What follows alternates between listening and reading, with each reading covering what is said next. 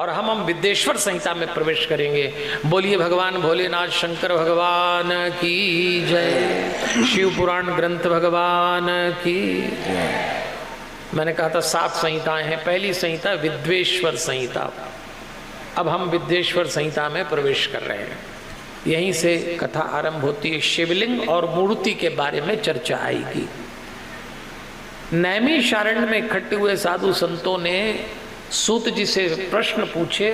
उन प्रश्नों को यदि आप सुने तो उन प्रश्नों का सार ये था, हम मनुष्यों के जीवन में जब दिक्कत परेशानी संकट आता है, कलयुग में जब हम अपने आचरण से गिर जाते हैं, असत्य निंदा वासना जब हमारे जीवन में हावी हो जाती है, हम शरीर और आत्मा का अंतर भूल जाते हैं, केवल शरीर पर टिकते हैं, तो जो कुछ भी हमारे जीवन में कष्ट आता है उसका निवारण कैसे हो, ऐसा प्रश्न साधु संतों ने सूत जी से हमारे लिए पूछा।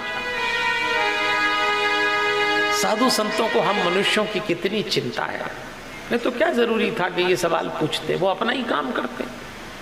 लेकिन संतत्व तो होता ही ऐसा है, साधुता होती ऐसी है कि वो हमारी चिंता पालती है। तो सूत जी ने कहा कि एक बार 6 कुल के ऋषियों में आपस में मतभेद हो गया, विवाद हो गया।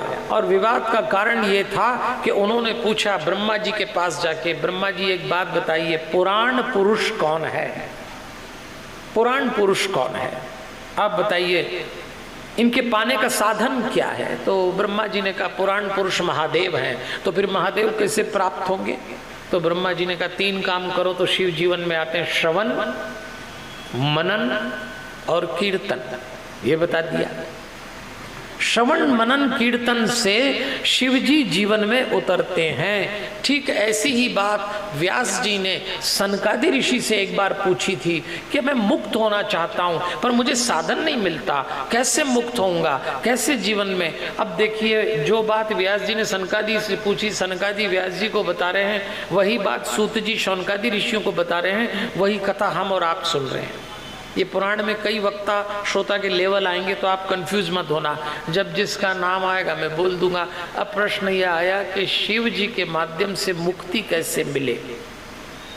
अच्छा, कुछ लोग मुक्ति का अर्थ तो उल्टा लगा लेते हैं, वो सोचते हैं मुक्ति के बाद ऊपर कोई रिसोर्ट में भगवान ठहराएंगे आपको, ऐसे इसका नाम मुक्ति नहीं है। फिर क्या है? मन न हो तो मुक्ति। इस शब्द को जरा पकड़ के चलना, बात गंभीर हो रही है। मन कंट्रोल में आ जाए, मन अगर डिसअपियर यानी हट जाए तो आप समझ लो आप मुक्त हैं। मन है तो उदास करेगा ही करेगा।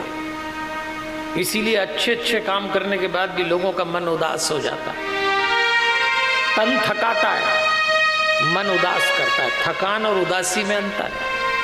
आप तन से परिश्रम करते हैं तो आप थक जाते हैं तो थोड़ा विश्राम कर लेते हैं, लेकिन मन उदास करता है। कभी कभी तो हमारे घरों में कोई उत्सव हो और अगर आपका मन उदास है तो आप उस उत्सव का भी आनंद नहीं ले पाते। कुछ होते हैं घर में, कुछ मेंबर होते हैं जिनका परमानेंट खोपड़ा आउट ही रहता है।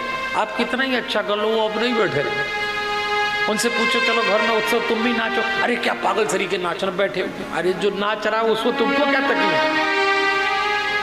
हर चीज पर टिप्पणी करना, इनका मगज ठीक रहता ही नहीं। ये स्थायी उदास लोग हैं। और उदासी यदि लंबे समय टिक जाए तो एक नई बीमारी आती है, उसको अंग्रेजी में डिप्रेशन और हिंदी में अवसाद कहते हैं। इसलिए उदास भक्त को कभी उदास नहीं होना चाहिए।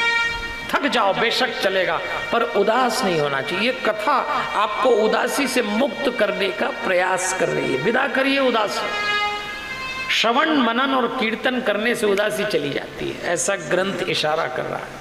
श्रवण आप कर ही रहे हैं, मनन मेरा निवेदन है कल जैसे घर जाएं तो आज घर जाते समय कथा का मनन करना थोड़ी देर। अपन तो बाहर निकलते टूट पड़ते, कई तो पंडाल में गले मिलने लगते, अरे बहुत दिन बाद मिले, बहुत, अरे जैसे कोई कुंभ के बाद आज ही मिले हो बिछड़े हुए।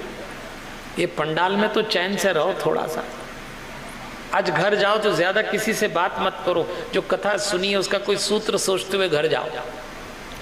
और जो घर का मेंबर कथा में नहीं आया उसको अपना मनन बताओ, आज कथा में एक बात बताई थी, ऐसा शेयर करो। थोड़ी देर कथा का नशा, अंग्रेजी में जिसको ट्रांस कहते हो ना, तो चाहिए नहीं रहता। चलो आज पहले दिन का एक सूत्र लेके जाओ, छोटी सी बात लेके जाओ, और आज घर जाना, और जो घर में पहला मेंबर मिले घुसते ही, भले ही जोड़े से साथ आए तो भी पति पत्नी जैसे ही घर में जाए तो एक दूसरे को देखे, और आज पहला काम एक ही करना, जरा मुस्कुराइए। अरे मुस्कुराइए ना, फिर डर गए आप तो, आपको इतना टेंशन क्यों हो रहा है? आज एक संकल्प लेके उठना कि आज कथा से जाएंगे तो घरवाली घरवाले को देखकर, घरवाला घरवाली को देखकर क्या करेंगे? अरे तो डरते डरते क्यों बोल रहे हैं? अच्छा ये भी पक्का है कि दोनों में से एक बेहोश भी हो सकता है, क्योंकि कई पत्नियों ने अपने घर में पति को मुस्कुराते ही नहीं देखा, एक्टिंग करते देखा होगा।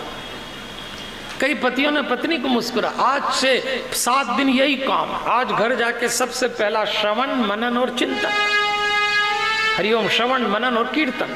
तो आज कीर्तन तो हम करा ही रहे हैं, श्रवण आप कर रहे हैं, बस अब मनन ही करना है। तो आज यही सोचते जाना, आज मुस्कुराएंगे, आज खुद मुस्कुराएंगे। तो जो मेंबर कथा में नहीं आया वो आपको मुस्कुराता देखेगा तो वो सोचेगा कोई तो बात हुई है, जहां जब से ये लौटे हैं बदले बदले से सरकार नजर आते हैं, ऐसा लगना चाहिए, कुछ तो ऐसा हो।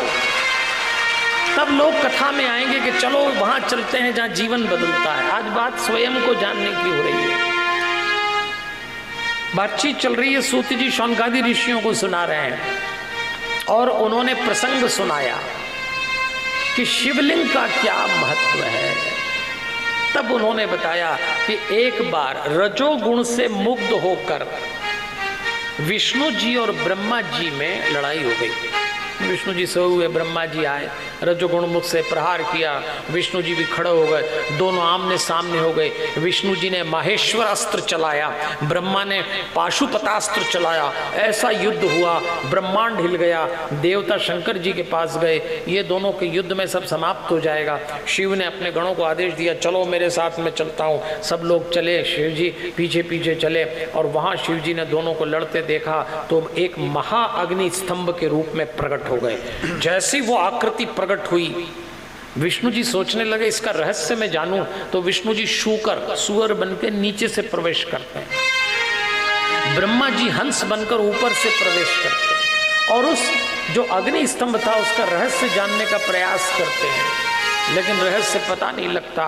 तो विष्णु जी लौट आए और विष्णु जी ने कहा मैं रहस्य नहीं जान पाया। लेकिन ब्रह्मा जी जब अंदर रहस्य जान रहे थे उस अग्नि स्तंभ में, तो उनको एक केतकी फूल मिला। ब्रह्मा जी ने केतकी से पूछा तू यहाँ कैसे? बोले मैं खुद रहस्य जानने का प्रयास कर रहा हूँ, मुझे आज तक नहीं मिला। तो ब्रह्मा जी ने कहा तू एक काम कर, जब बाहर निकलेंगे तो तू मेरी ओर से गवाही दे देना, और मैं कहूँगा मुझे रहस्य प्राप्त हो गया तो तू कह देना हो गया। तो उसने कहा ये तो झूठ है। तो उन्होंने कहा सत्यम अपि सत्सराम आपद इत्यानुशासनम, आपदा में, मुसीबत में झूठ बोलने से कोई दिक्कत नहीं, तू बोल देना। बाहर निकले, इन्होंने बोल दिया, असत्य बोल दिया। देखिए केतकी ने कह दिया हाँ ब्रह्मा जी ने पा लिया है। देवियों और सज्जनों, शिव पुराण में ये प्रसंग आ रहा है कि मनुष्य अपने हित के लिए और स्वार्थ के लिए झूठ बोल जाता है। हालांकि आज की दुनिया में झूठ और सच के मतलब ही बदल गए हैं। अब तो एक ही मतलब है, एक का सत्य दूसरे का झूठ बन जाता है। ऐसा हो जाता है, मुझे जो अच्छा लग रहा है, जो मेरे लिए हित में, वो सत्य है, बाकी सब झूठ है। इसीलिए हमारे यहाँ ऋषि मुनियों ने सत्य को ईश्वर का रूप देके नारायण से जोड़ दिया। हमारे यहाँ एक सत्यनारायण व्रत कथा है, वो सत्य को स्थापित करने के लिए नारायण से जोड़ी गई कथा है। शिव पुराण में प्रसंग आ रहा है कि ब्रह्मा जी ने अपना अस्तित्व, अपना अहंकार और अपनी प्रतिष्ठा बचाने के लिए केतकी से झूठ बोल दिया और उससे बुलवाया, और खुद भी बोला मैंने रहस्य जान लिया। आज हम शिव पुराण में चलें तो पहले दिन एक संकल्प लें, जहां तक कोशिश हो सके सत्य बोलिए, झूठ मत। आजकल तो लोग मानने को तैयार हैं, ऐसे झूठ बोलते हैं जैसे बिल्कुल सत्य है। जितना असत्य बोलेंगे उतनी अशांति बढ़ेगी और उतनी परमात्मा से दूर हो जाएगी। असत्य बोलता है मन, असत्य बोलता है शरीर, आत्मा सदैव सत्य में जीती है। आज स्वयं को जानने का मतलब, दुनिया का सबसे बड़ा सत्य क्या है? आप आत्मा हैं, आप शरीर नहीं हैं। जानिए इस सत्य को। मगर ये जो झूठ है ना देवी और सज्जनों, कब माथे चढ़ जाता है पता भी नहीं लगता। कई लोग तो कहते हैं हम तो प्रैक्टिस करते हैं, पर मुंह से निकल ही जाता है झूठ। हाँ, निकल जाता है, निकल जाता है। सेकंड थॉट आता है, अरे अपन ने क्या किया, तब तक तो निकल गया। दिन रात इस जगत में अगर कोई चल रहा है बिना पैर के, सत्य तो फिर भी पैर से धीरे धीरे चलता है, झूठ तो छलांग मारता है।